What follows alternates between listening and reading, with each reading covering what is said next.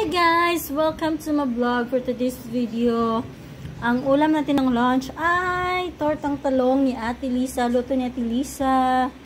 Ayan, naubos ko na yung nakaisang order ako guys. Wala na tayong pangtira mamayang gabi. Kasi naubos ko na siya. Ayun. Sarap ng torta.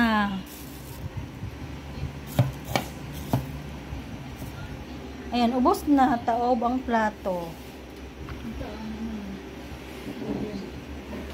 Ay, may panghimagas.